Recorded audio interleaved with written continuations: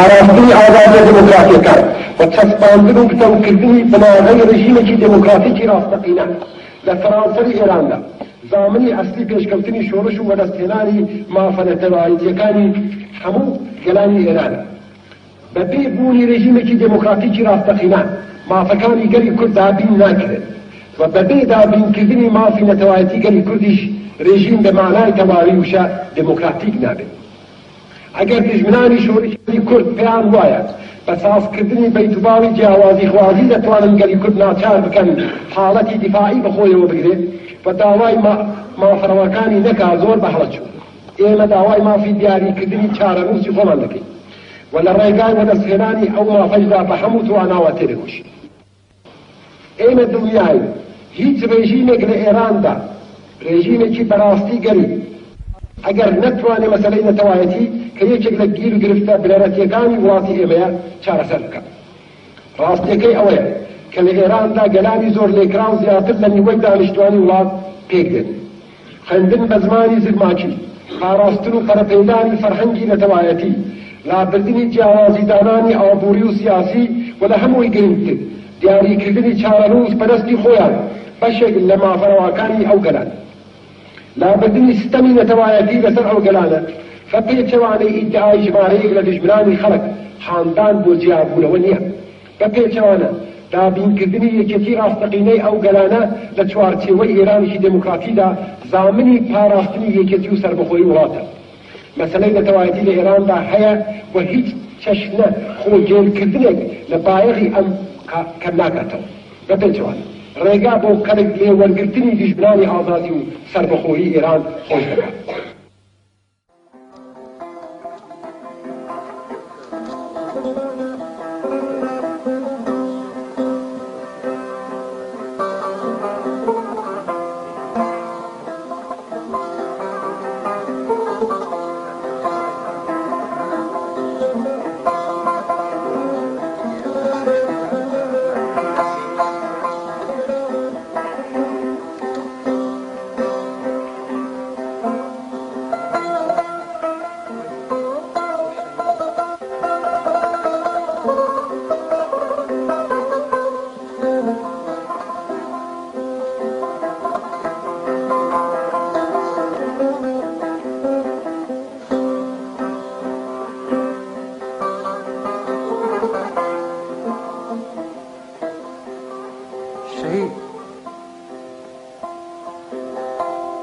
کاتێزانیان دڵت پاپۆڕی ئەوینە و بۆ گەیشتن بە بەندەری خۆشەویستی دەریای شەختە و سەهۆڵ دەبڕی هاتن سنگتیان هەڵدڕی.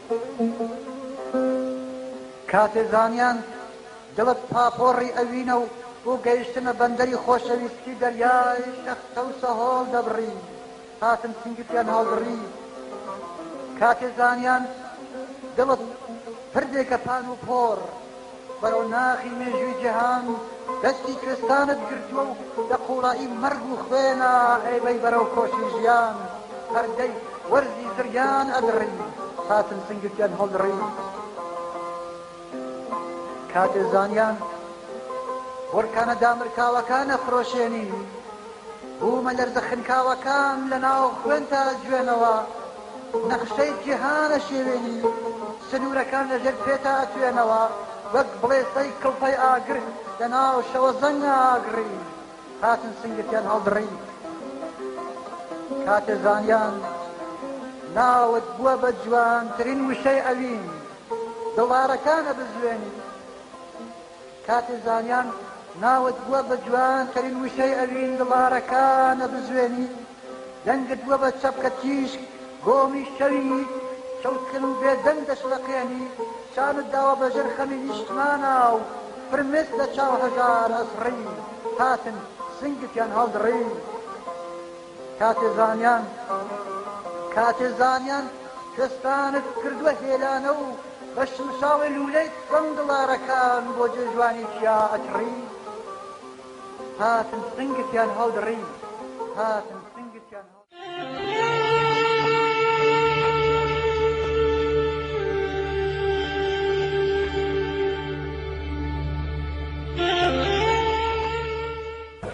کە نزیک بە 2 ساڵ بە تازەبوونەوەی شەری کوردستان ڕادەبرێت ئێمە لەو باوەڕەداین کە تەنیا ڕێگا بۆ چارەسەرکردنی گیر و گرفتەکانی کوردستان و سەرانسەری ئێران ڕوخاندنی ڕێژیمی خومینیە.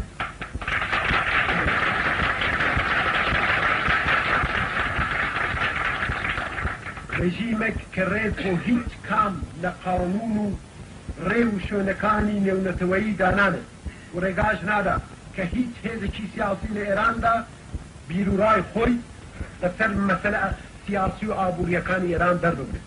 ڕێژیمی خومینی بە سیاسەتە دژی گەلیەکانی خۆی بۆتە دژمنی هەموو خەڵکی ئێران و تەواوی هێزە نیشتمانی و پێشکەوتن خوازەکانی وڵاتی ئێمە بەسەر یەکەوە دەکوتێت.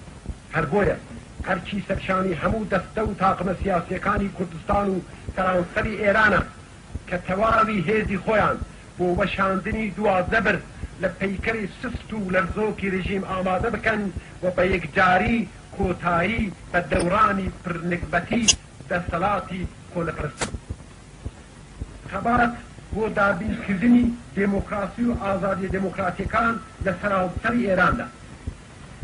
خەبات بۆ دابینکردنی مافە سیاسی و ئابووری و کۆمەڵایەتیەکانی کرێکاران و جوتیاران و هەموو زەحمەتکێشانی شار و لادێ و خەبات بۆ وەدەستهێنانی مافە نەتەوایەتیەکانی گەرانی زۆر لێکراوی ئێران بە شێوەی خودمختاری و لە چوارچێوەی ئێرانێکی ئازاد و سەربەخۆ.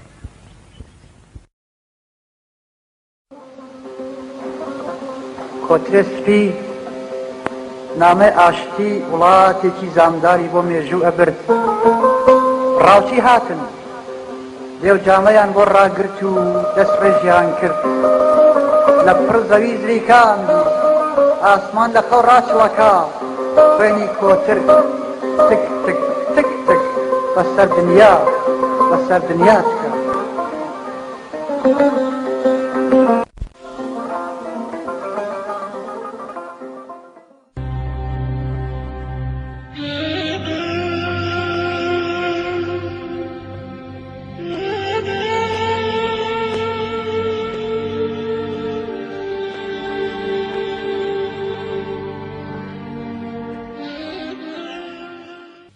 سیاسی دموکراتێک چۆنە؟ دموکرات ئیمانی بە ئەرکی مێژووی حیزبی دموکراتی کوردستانی ئێران هەیە و ئەو حیزبە بە ڕێکخەر و ڕێنوێنی خەباتی خەڵکی کوردستان دەدات. دموکرات بەرنامە و پەیرۆی حیزبی دموکراتی کوردستانی قبوڵە و لە تێکۆشانی سیاسی خۆیدا لە سیاسەت و ڕێنوێنەکانی ئەو حیزبە پەیرۆی دەکات و بۆ پێشبردننی ئەو سیاسەتە لە هیچ خەداکاریەک درێژی نییە. دموکرات بە حەق شانازی دەکات کە ئەندامی حیزبی دموکراتی کوردستان ئەندامی حیزبی پێشەوا قازی محەممەد و سەدان شەهیدی بەڕێدا کە جامیان لە ڕێگای ئازادی کوردستان و سەرانسەری ئێراندا بەخت کردووە. دموکرات لە بەستراوەیی بێزارە و هەر بۆیە دەیەوێت حیزبەکەی سەر بە هیچ دەستە و لایەنێک نەبێت و لە بریارداندا ئازادی و سەربەخۆیی تەواوی هەیە.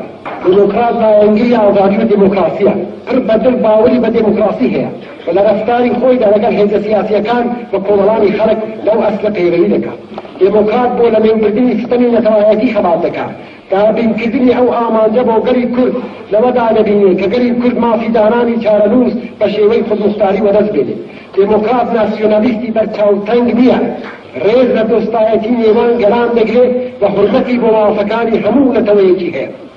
دموکرات لایەنگری مافی زەحمەتکێشانە دژی هەموو چەشنە چەند ساڵەوەیەکی ئینسان بەدەستی ئینسان خەبات دەکات. دموکرات بەشەردۆستە و بۆ دۆستایەتی نێوان ئینسانەکان بێ لە بەرچاوگرتنی ڕەگەز و مەزهەب نرخەکی زۆر دادەنێت و هەموو چەشنە ڕەگەزپەرستی و فاشیزم و خۆبەرزنزانیەک مەحکوم دەکات. لە تێکۆشانی حیزبی و سیاسی ئێمەدا دەبێت جێگایەکی تایبەتی بدرێ بە ژنان کە نیوەی دانیشتوانی وڵاتەکەمان پێ بدەنێت.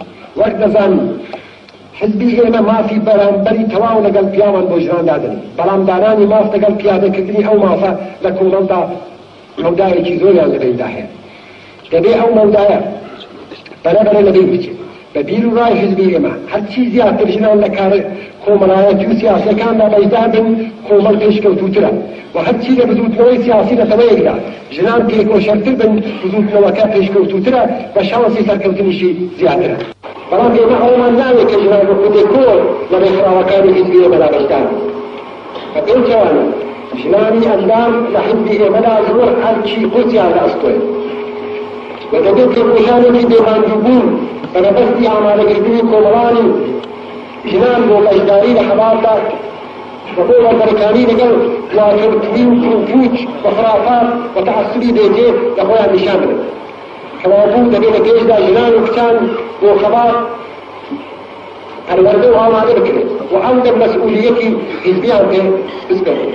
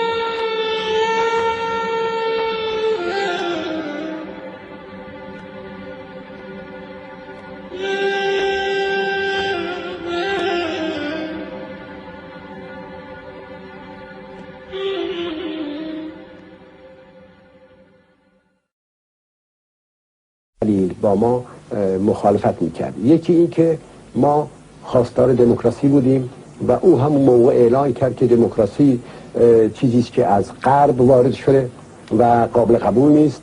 ما خود مختاری میخواستیم که او اصلا در فلسفه به اصطلاح اسلامی او ملیت وجود نداشت تا اعتراف بکنه به این که حق خود مختاری داشته باشه.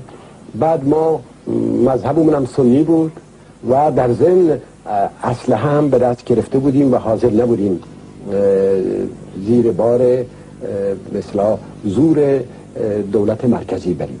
و بعد هم در مرداد ماه 1358 خمینی جنگ علنی و رسمی رو علیه ما راه انداخت و اعلان جهاد داد و من که خودم اون موقع به عنوان تنها نماینده لایق مجلس خبرگان انتخاب شده بودم و قرار شده بود برم در تهران در جلسه مجلس شرکت بکنم، همون شب یعنی قبل از اینکه من حرکت بکنم نمایندگان مجلس رو جمع کرد و همونجا به شخص من دشنام داد، ناسزا گفت و منو مفسد و فی الارض خوند. شما میدونید که این در عرف خمینی معنیش اعدام بود. به همین جهت هم من دیگه به تهران نرفتم و به همین جهت از نوروز 1359 مجددا جنگ رو هم در شمال در منطقه ارومیه و هم در منطقه کامیاران دوباره